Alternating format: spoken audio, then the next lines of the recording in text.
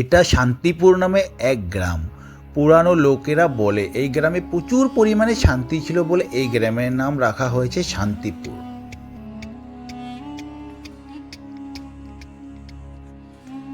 এই গ্রামটিতে সবাই মিলেমিশে আনন্দ ফুর্তিতে বাস করত।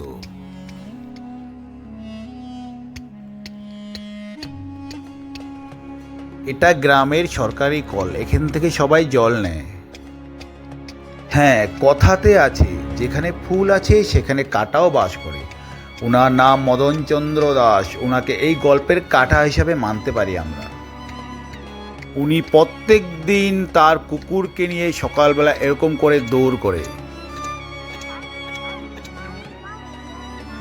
বেটা বেটা আমার পিছা করতাছ, সকাল সকাল পকেটে মুরগির হাড্ডি নিয়ে ঘুরতাছি না তো যে তোরে ডাবায়া খাওয়া দেবো। ঘরে যা, আমি আসার পর দেখা যাইব।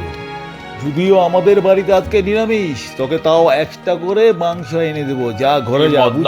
আজকে স্নান করেন নাই নাকি যে কুকুর পিছা করছে আর ভোগছে দূর থেকে দেখছি আমি? না রে, এটা আমার নিজেরই কুকুর।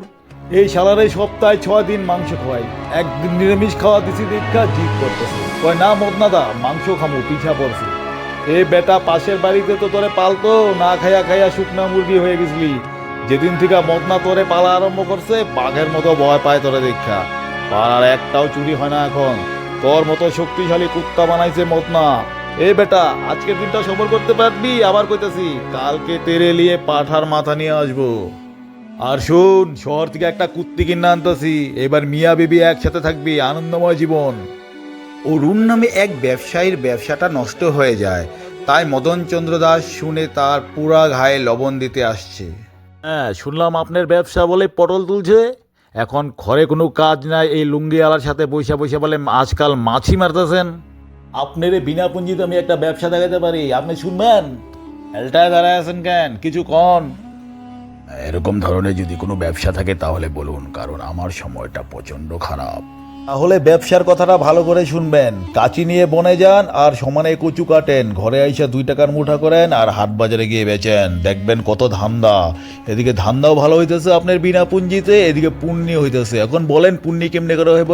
ডাক্তাররা না বলে কচু হান্দাইলে বলে রক্ত পরিষ্কার হয়, তাহলে আপনি টাকাও কামাইতেছেন, মানুষের রক্ত পরিষ্কার করতেছেন। কি ধরনের পুণ্যি দেখেন। জড্রেন্দা, শুটকি মাছ বেশি খান নাকি? শুকায়া দেখি বাবলা শুটকি হয়ে যাইতেছেন। আপনার মনে হয় মস্ত বড় বেমার ধরছে। আপনি দিনে দিনে চা মুকুনের মতো হয়ে যাইতেছেন।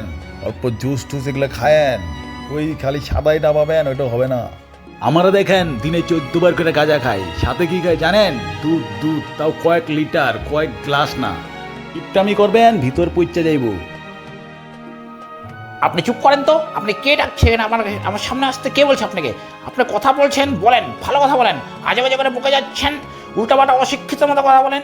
আপনি মানুষ নও মানুষ, জানতো আপনি এখান থেকে সারাদিন পক পক করে তাকে যেতে যান। আমি যান, আপনাকে আমি গেট আউট বলছি, গেট আউট। এটা বলে লাভ নাই, আপনি এক মস্ত বড় অভদ্র। যান আমার চোখের সামনে থেকে যান।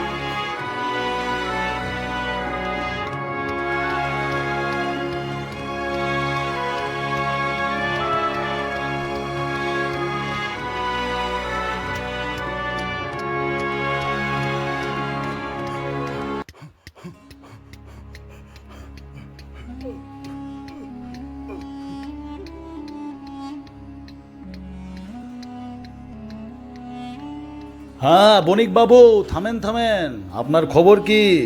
দৌড় মারেন, মার ভাত খান নাকি রোজ? এত আস্তে আস্তে হাঁটেন, এভাবে হাঁটলে কি আপনার বহুমূত্র রোগ ঠিক হবে? আপনি আমার মতো কষা দৌড় দেন, ওই মুরগির মতো হাঁটলে রোগ ঠিক হবে না। আমার মতো দৌড় দিবেন, ভিতরে কোনো রোগ থাকবে না। আপনি যেমনি হাঁটেন, মুরগির মতো হাঁটেন, মুরগির বেমারের মতন আপনি হইতেছেন দিনে দিনে। দেখলেই তো বোঝা যায় আপনি দিনে দিনে মুরগির মতো হইতেছেন। খালি মুরগির মতো ঝিমান, বেশি মুরগির মতো হইেন না। এর জন্য দৌড় ঠোড় দেন, ভালো খাওয়া দাওয়া করেন, না হলে কিন্তু ওই যে মুরগির মতো ঘরে বসে বসে ডিম পাততে লাগবো।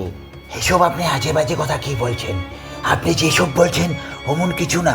আমি অনেক শান্তিতে আছি, আমি অনেক শান্তিময় জীবনযাপন করছি।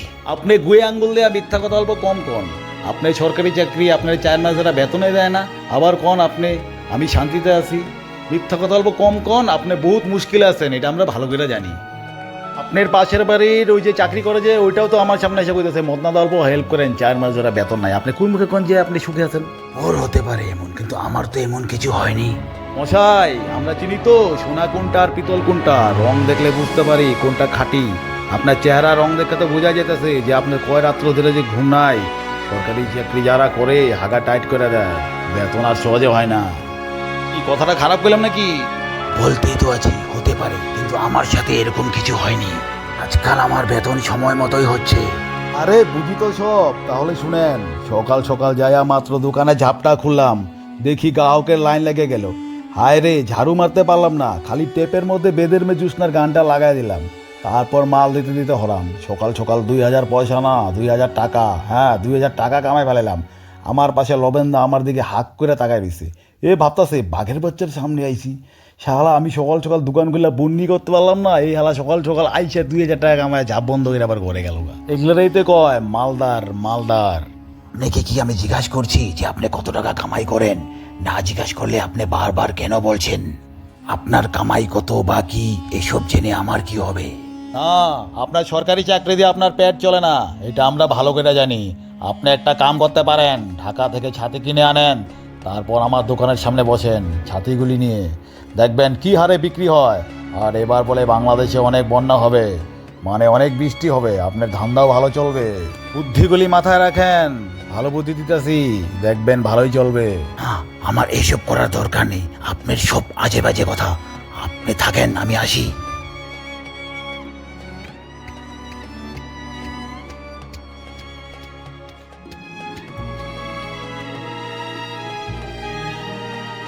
বেটা, গলার মধ্যে তো কপের বাসা ধরছে সমানে। এগুলারে ভালো বুদ্ধি দিলে শুনবো না তো। এগুলা খালি চিনছে খাতা আর কলম, মানে দোকানের সদাই বাকি খাও আর কলম দিয়া খাতা মধ্যে লিখানো। আর এরা খাওয়া দাওয়া অনেক কিপটা। একটা ডিমরে কয় ফাল্টি যে করে। বেটা প্যারা খায়া প্যারা বিচি বুইনা দেওয়া মানুষ তোরা। বেটা আমগো মতো জীবন পাবি, যে কোনো খাওয়া আমরা ফালাই খাই। মাছ খাই কাটা ফালাই দেই, মাংস খাই হাড্ডি ফালাই দেই।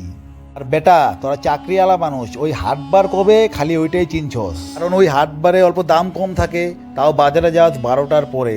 যদি মাছের দাম অল্প কম পাস, তারপর তোরা ওই পচা মাছ মাংস নিয়ে প্লাস্টিকে হেলটাইতে হেলটাইতে বাড়িতে আসস। তারপর ওই মাছ মাংসর তোরা হাড্ডি চাবাইতে চাবাইতে গুঁড়া করে দেস। তোরা ভাবস যে এমনি করে যদি না খাই ওই টাকার উসুলটা উঠবো না। তগো মতো মানুষের জন্যই তো ওই কুত্তা বিড়ালের নসিবে ভালো করে খাওয়া জোগাড় হয় না। তো বেটা কুত্তা বিড়াল সব সময় আমগো পিছে পিছে ঘুরে, জানে আমরা হইলো খাওয়ার ভান্ডার। কই চাকরি কই আর ব্যবসা। শালারে ভালো বুদ্ধি দিলাম, না শুনেই গেল গা। যা এখন ভেটকা ঘরে যাইয়া। এগুলা বেমারি মানুষ, এগুলার ভেটকায় যেতে বেশি সময় লাগবে না, এগুলার বুদ্ধি দিয়েও লাভ নাই।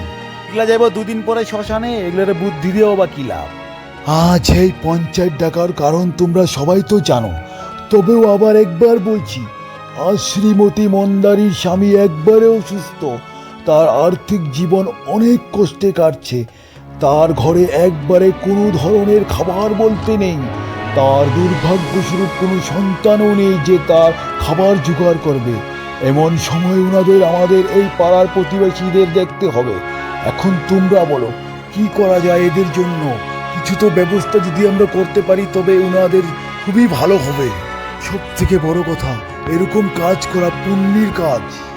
মানলাম এটা পুণ্যের কাম, কুদ্র জেঠা আমগো তো বাপ দাদা অত ধনী ছিল না যে অঢেল সম্পত্তি রেখে গেছে বসে বসে খাবো। জীবনে অনেক ব্যবসা তো করলাম, কোনোটাই তো টিকলো না। শেষ পর্যন্ত ওই জাতি ব্যবসা, চুল কাটার দোকান খুললাম, ওটা দিয়ে কোনো মতে নিজের পেট চলে। কোনো রকম নিজের পেট চলে, অন্যের পেট কি চলাবো? অন্যের পেট চলার মতো এমন কোনো আমার কাছে ব্যবস্থা নাই। মিথ্যা কথা বলে তো লাভ নেই, আমার সংসারেই টেনে বেনে চলে।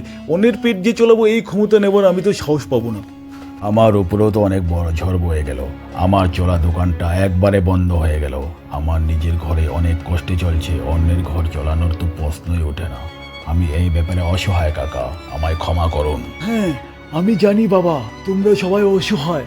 হয়তো আমি কয়েকটা দিন ওনার খাবার ব্যবস্থা করে দিলাম, কিন্তু রোজ তো আর পারবো না। তাই ভাবলাম প্রত্যেকে আমরা বিকালবেলা করে রোজ প্রতি ঘর থেকে সাহায্য যাবো ওনাদের জন্য। প্রত্যেকে অল্প অল্প করে রোজ এতটুকু তো দিতে পারবে, কি বলো তোমরা? কোথা দিয়ে আছে, বয়স্কদের বুদ্ধি অনেক। হ্যাঁ কাকা একদম ঠিক কথা বলছেন। কালকে থেকে আমরা একদম প্রতি ঘরে ঘরে যাব, যে যতটুকু দেখ। ওনাদের তো অল্প তো আমরা সাহায্য করতে পারবো, এটাই কথা রইলো। আমি রাজি, কালকে থেকে আমি যাওয়ার জন্য রাজি। হ্যাঁ আজ তো রাতই হয়ে যাবে, কাল থেকে যাওয়াটা ভালো। আমিও রাজি, আমিও সাহায্য করবো ওনাদের জন্য, সবাই একসাথে হয়ে। এই ভিডিওর পার্ট 3 দেখার জন্য চ্যানেলটিকে সাবস্ক্রাইব করুন।